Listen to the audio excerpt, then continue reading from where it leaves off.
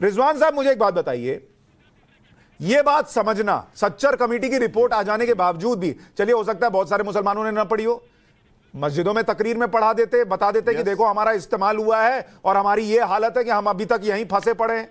ये समझ पाना कि हमारा इस्तेमाल हुआ है और आज भी हमारे हाथ में पत्थर देने वाला हमारा इस्तेमाल कर रहा है।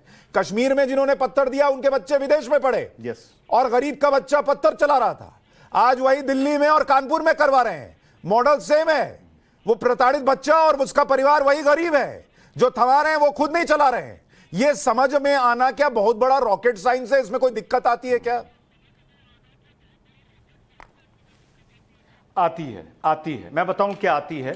सरवर भाई ने एक शब्द इस्तेमाल किया, मैं लिख के बैठ जाता हूं, मुसलमान इनोसेंट है।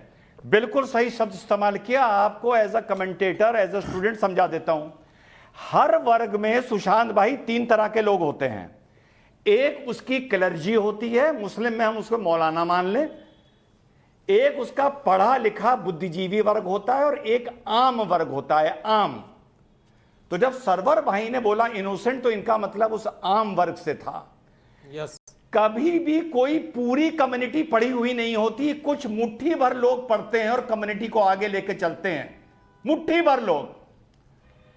एक आप आम मुसलमान से ये उम्मीद करते हैं कि वो अपनी क्लर्जी के खिलाफ लड़ लेगा, लेकिन क्यों नहीं लड़ पाता सुशांत भाई? ये एज अ स्टूडेंट आपको बता रहा हूं, क्योंकि हम में क्लर्जी मौलानाओं के साथ पढ़ा लिखा मुसलमान भी मिला हुआ है अंदर अंदर। तो आप किसी आम मुसलमान से ये उम्मीद ना करिए कि वो मौलाना और बुद्धिजीवी दोनों से लड़ लेगा।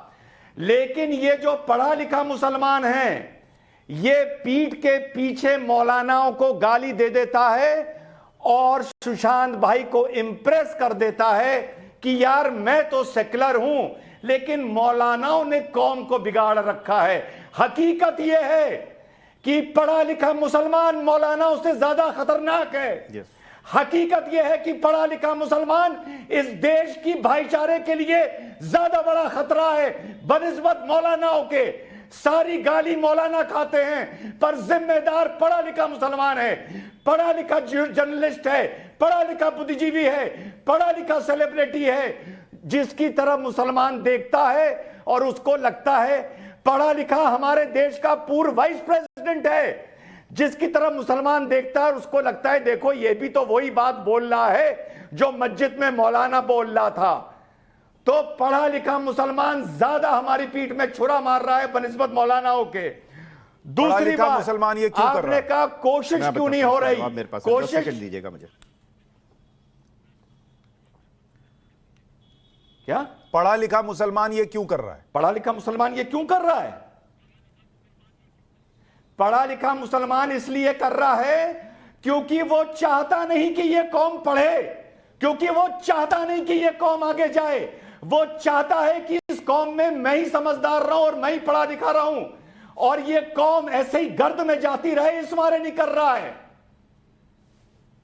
सरवर साहब इत्तेफाक रखते हैं? अच्छा ठीक है, आप 10 सेकंड में सिर्फ दे रहा हूं कि रिजवान साहब ने कहा ना, ये बात सच है। और उसमें आपने कभी किसी आम मुसलमान को देखा कि मैं माइनॉरिटी में हूं, मैं मुसलमान हूं इसलिए मेरे साथ भेदभाव हो रहा है? नहीं होगा।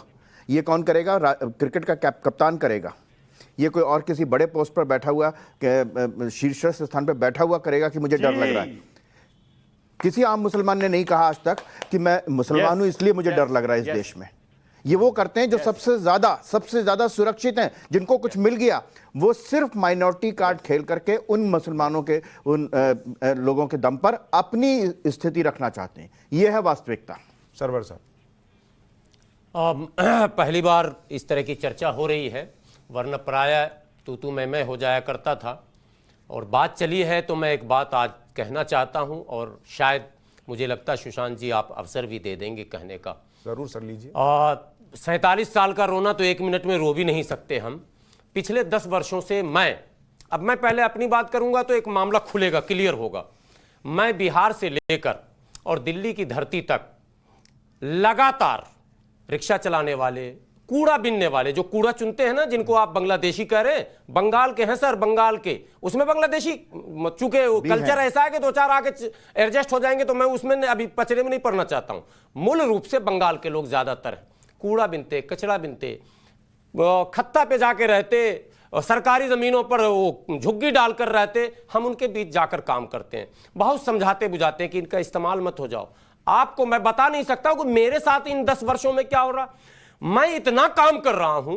आर्टिकल 341 सच्चर कमेटी का जिक्र आपने कर दिया, रंगनाथ मिश्रा कमीशन का भी जिक्र होना चाहिए। जब रंगनाथ मिश्रा कमीशन की रिपोर्ट तैयार हो रही थी, यही मुसलमान सो कॉल्ड मुस्लिम लीडर, ठीक है, मैंने तथाकथित मुस्लिम नेतृत्वकर्ता की बात मैं कर रहा हूं, इन लोगों ने सच्चर कमेटी को भी वास्तविकता बताने का अवसर नहीं दिया सर। ये तो हम जैसे संगठन के लोग घुसपैठ करके बताए कि ये है धरती, जरा देख लीजिए साहब, ये खेत में किस तरह से काम कर रहे हैं, ये किस तरह से गोबर उठा रहे हैं, मुस्लिम महिलाएं कैसे क्या कर रही हैं, मुस्लिम बच्चे कैसे कर रहे हैं, खेत में किस तरह से नाक में नेटा लेकर बच्चे मोहल्ले में घूम रहे हैं, बकरी को चरा रहे हैं।